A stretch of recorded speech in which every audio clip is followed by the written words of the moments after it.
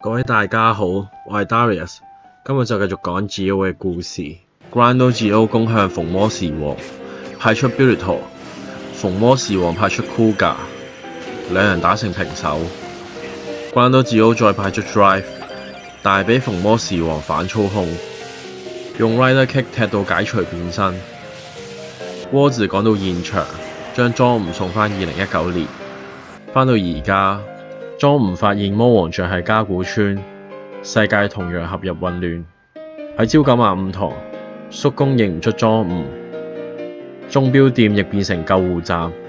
喺基地，基治幫手疏散人群，莊吳都變身Zi-O援助，用 Time Burst 打敗 Another Oath。Zi-O 亦用霸王斬消滅 Another Kiva， 基治轉入光烈形態擊敗Zi-O。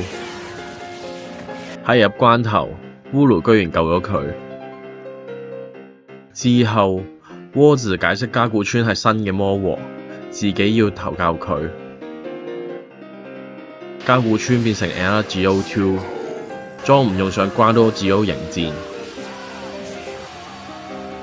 用召喚嘅力量輕鬆解決異類騎士，不過俾 Another Zi-O 不斷時光倒流，令 Grando Zi-O 處於下風。好彩門此事用步槍 cover， 莊吳可以趁機逃脫。Grando Zi-O 重新振作，用海霧同電王打敗異類騎士，再用 Agito Rider Kick 消滅 Another Agito。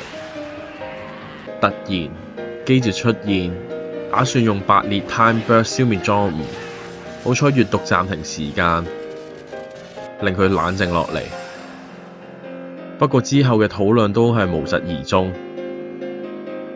喺另一方面，海東闖入加古川嘅基地，變身成 Diendo， 召喚出 Spectre 同 Brave 應付 Another Exado 同 Ghost，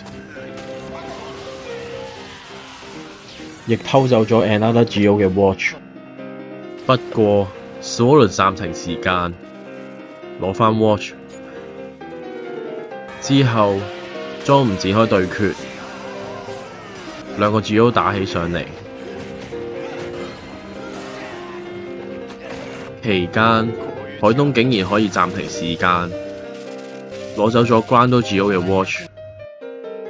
基治終於幫手帶走咗Zi-O，但係閱讀被捉住，門次次出現解救，變身成 Decay， 打去 Another Zi-O。Zi-O 佢哋都幫手，兩人合作，